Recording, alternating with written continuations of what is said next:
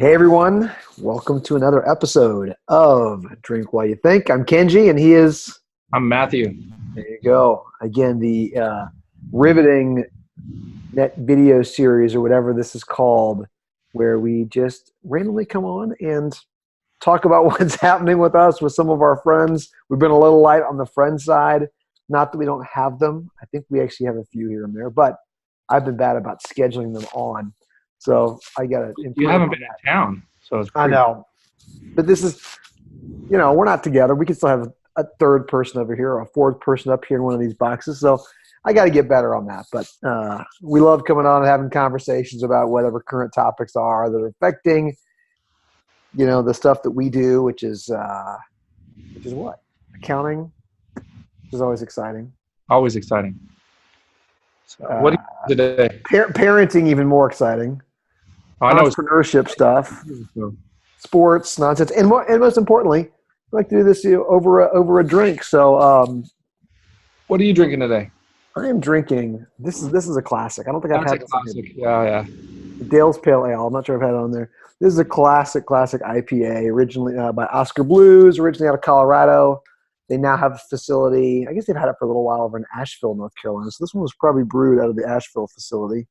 But a great IPA. I always feel like these guys were one of the first to really kind of start taking it back to the can.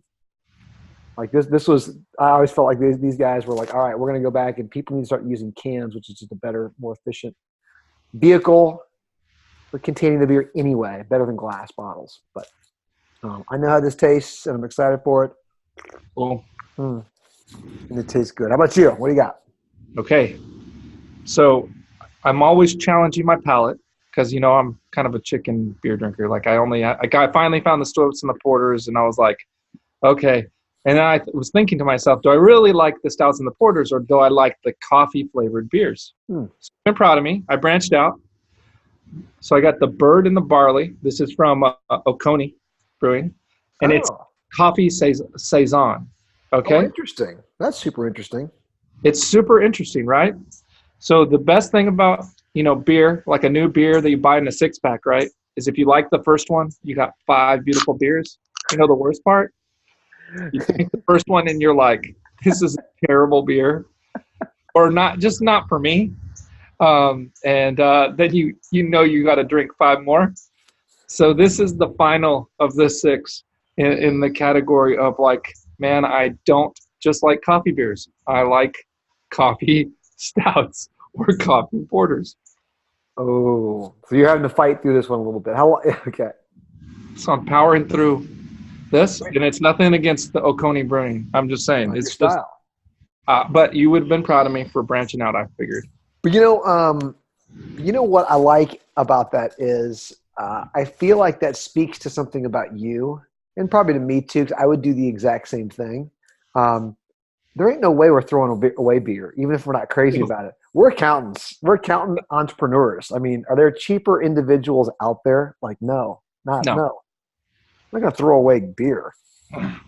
So, all right, we'll try to, hopefully, you can work your way through it. I feel a little bit guilty now because I've got one that I know and I love as always. That's all right. I'm doing I saved number 6 for this purpose. So. Which is kind of a dorky accountant thing to do too. That's okay. So there is some news out there in the industry this week. Oh, wow. I've been heads down. What's going on? I've kind of been a little bit too, but I've heard a few things kind of going on, mostly just from other folks who are more in the know than we are. But you see ScaleFactor's raise? I did not. How much? 60 million. Brings them to 100 million. Of raised capital. However, David Leary pointed this out, and at some point we're maybe stop talking about David and Blake, but are just all we're going to do is make this the David, the fan show about like other people talking about the industry. But the thing we're going to be subscribe now to the Cloud Accounting Podcast. It's hard not to. I don't know why people wouldn't, but what's really interesting, this is okay. You ready for this? David called this out, and this is why I love what those guys do. Right? They curate good industry information. He called it out. So 100 million, 60 million raised, and they mention in the article This is ScaleFactor mentions that they're closely approaching 1,000 customers. Leary was like, only 1,000 customers? Are you kidding me? Like, what is that? Are you in the same boat there? Is that, I assume you're. Wow. Oh, wow. They're already 40 in. Customers, everybody. So if anybody wants to write a $50 million check and be halfway there, we got you covered.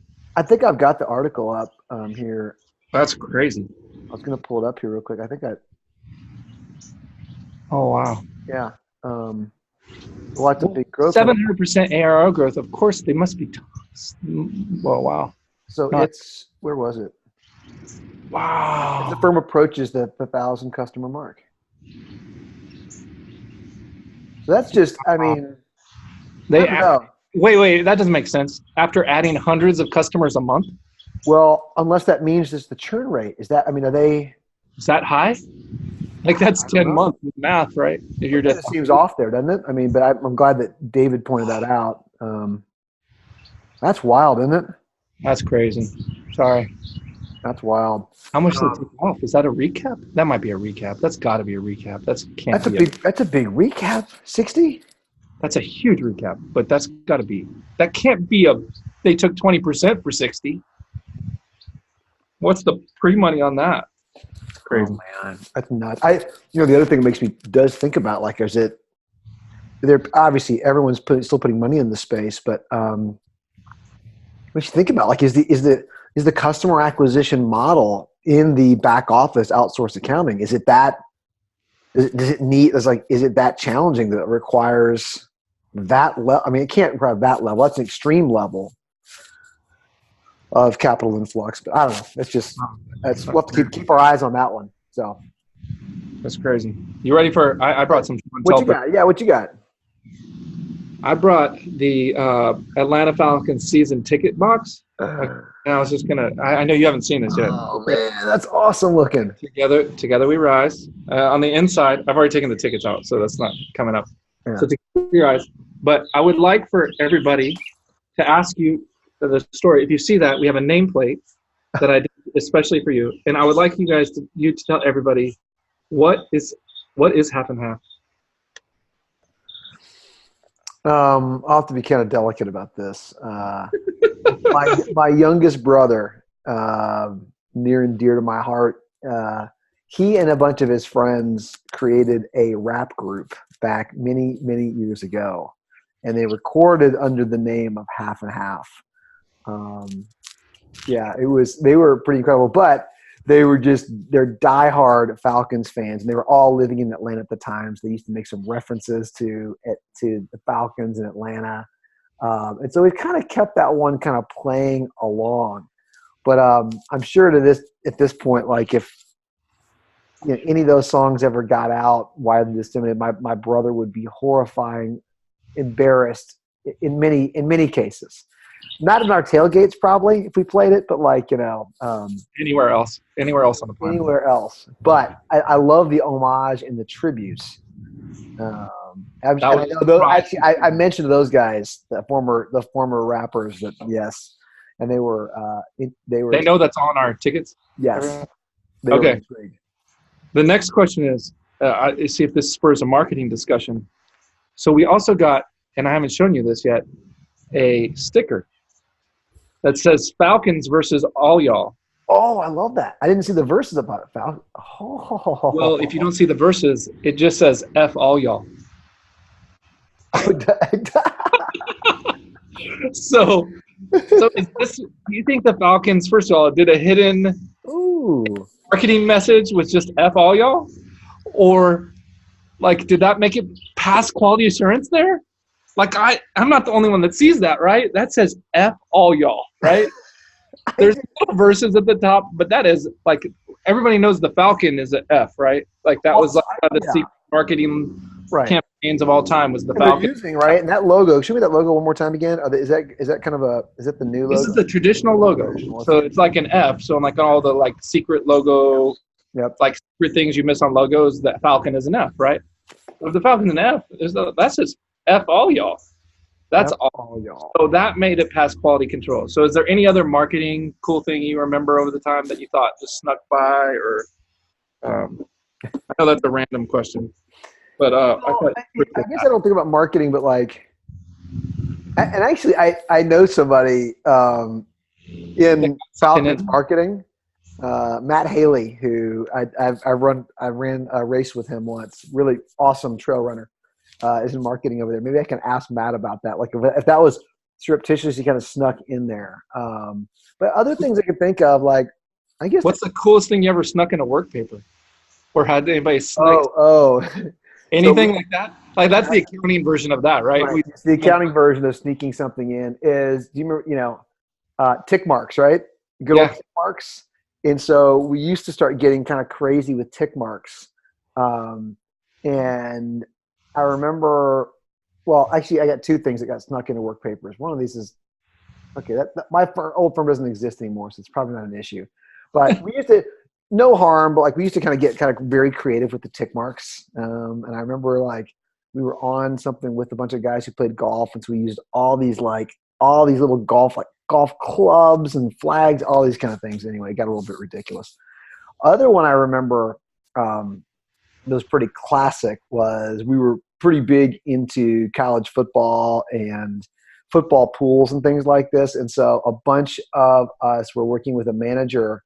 We were staff who was in a football pool, and we were playing against him. And the senior on the engagement actually created a set of fake work papers, slid in between, probably somewhere between property, fixed assets and, other long-term assets or something like this. And it was literally a bunch of fake schedules, and all it did was lay out. There was a whole section on just the college football pool that was in the middle of this company's work papers. Now, granted, we knew they were going through review and were going to get pulled out. Just for anybody under 35 watching this that's been in accounting, that work papers used to be paper. Little paper. These are paper work papers. Yeah, and like rubber cement them to these the yellow pages, and they have these things you open up. But like you'd flip through, literally they call it flipping through the work paper. You flip through, and so you go through these sections, and right, cash was always A, right? At least how he did it at Anderson. I don't know if it's this way. A, and then you kind of have these. I would see. Yeah. Right. And so somewhere back there, we had stuck in this one that was literally a fake section of college football results that had, anyway, that was a super geeky, nerdy, surreptitious thing. But. So you asked me to bring some questions for you. Those are my two. So good ones. So that was good. So what do you got? I was gonna call out, and you gave me a quick tour of it earlier, but like I'm excited for your deck back behind you. I see that work. Oh yeah. So is the first time we've ever done a house project where we were going to live in the house after we did the project. Like every other time, it's like fix it up so we can sell it because it's time to move, and it's always stuff we always wanted to do. So we always wanted to have a bigger deck. So I don't know if you can see, but like the deck is now twice the size. The wood versus the red. The red is the old deck, and the wood they added suite to the top deck, and stairs now that go up to the deck. So nice. I'm out. My office is in the basement, so this is the little deck outside the basement. So the first floor of the house is actually there. I love that you have a more outdoor living space. I mean, we're for us in Atlanta, the good news is I think we're starting to kind of hopefully get out. Well, not get out, but we're kind of in the worst time to be outdoors in Atlanta right now, but it's still tolerable. But like, man, you get a few more months in, we get in the fall, like, oh, that's just the best time. That'll be good to sit outside. Hey, I didn't want to let it go unpassed, but like I know this gets a little bit heavier. But I was glad that at least that from what I understand, your family and everybody was safe. But the whole, you being from El Paso, that certainly was a tough week for your community that you grew up in.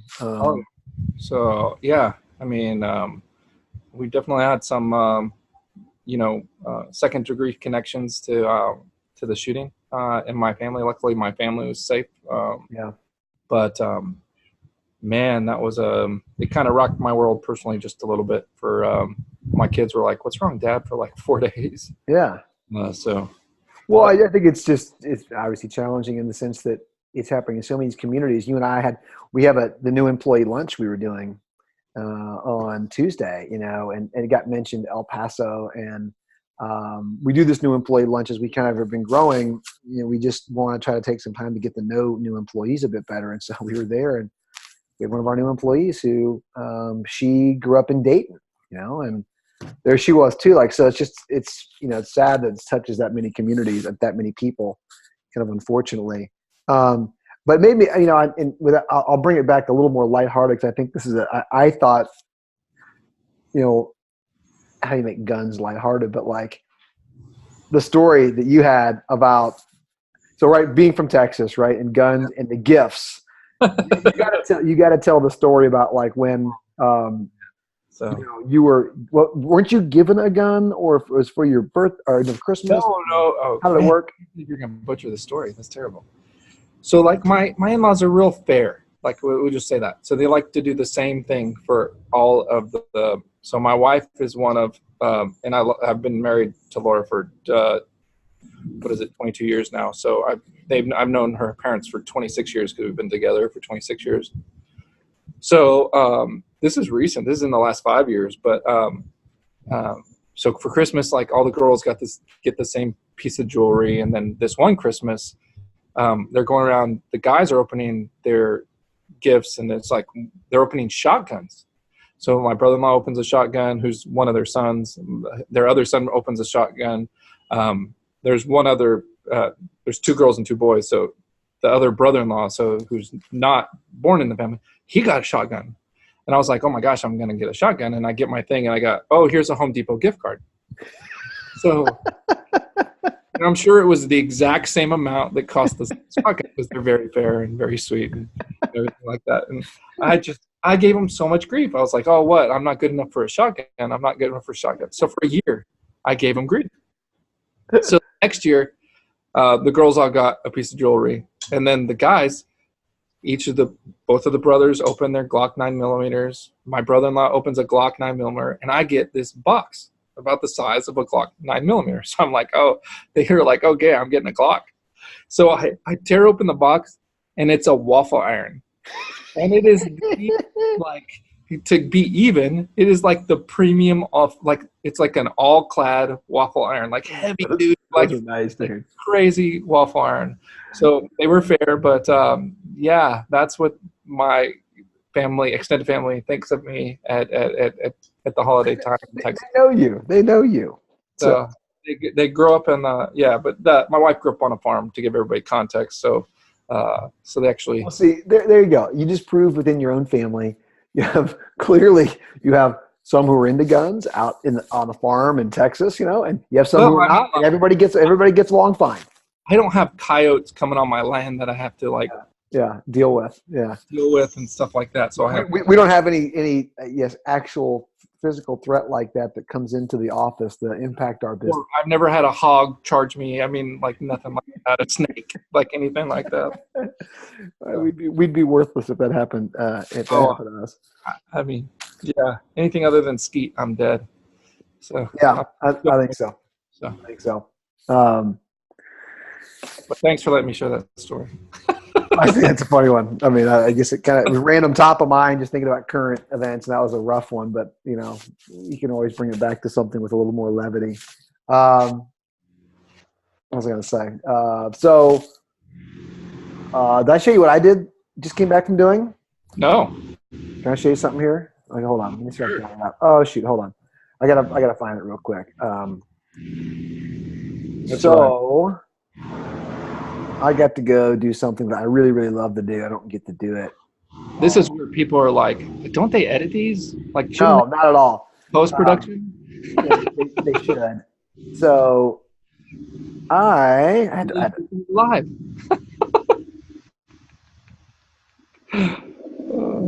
Ooh, look at that bad boy. Oh, wow. Look at that beautiful brown trout. You fly fishing or just fishing? Yeah, I got to fly fish yesterday, which is something that I don't get to do very much at all. I'm not very good at it, but it's something I really, really, really like. I like it a lot. It's something I'd love to, if I had more spare time, to be doing more and more of. But I got to go up to North Georgia. It was beautiful up there the past couple of days. That's awesome. And get that beautiful brown natural trout. That was awesome. But did you guys catch and release, or are you guys eating up there? Yeah, no, it's all catch and release up there. I mean, that's pretty typical that you kind of do all catch and release. But That was fun. All the guys did pretty well up there fishing, but a little bit of a retreat up there with our entrepreneurs organization group, which is good. I know you're also involved. I think you and I both do two kind of retreats a year. I just love those two for me because it reminds me a little bit of the accounting conferences as well, where you kind of go and you got things we have to do, right? We have agenda items. I know that you do too on retreats and things you work through from a business perspective. Kind of reminds me in certain ways of going through the day-to-day part of the conference. But then it's kind of in those evening hours, right? Or on the sides where you get the conversations that you're just like, oh man, these are awesome. That kind of just get you thinking. So right. Those are good to come back from. The only problem is I come back and my head starts spinning with ideas. But there's worse. There are worse things. Yeah, you and I do that for each other all the time anyway, as well. But and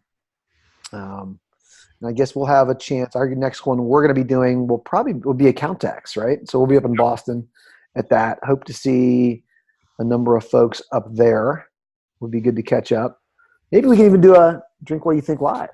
Drink What You Think in Boston? Live or Boston? Oh, not live, sorry. Just while we're up in Boston. And I think we may try to see I think the Red Sox are in town, so that'll be good. What else you got, man? Anything else? I got nothing, man. So probably lots we could talk about. Probably lots, but we're probably actually close to a good time now. So. Yeah, absolutely. Well, cool, everybody. We're going to try to, again, these summer months and lots of travel. We're still trying to get on a better routine with this, but we actually have been grateful for a lot of people who've reached out and been interested for being on. We are interested in having you on. I just, again, have to do a little bit of better scheduling and kind of get our times worked out, but we'll get those moving shortly. Please subscribe. Please follow. Leave some comments. Ask some questions. Let us know if you want to be on. Love to have you. Have a good one, everybody. Have a good one. See y'all.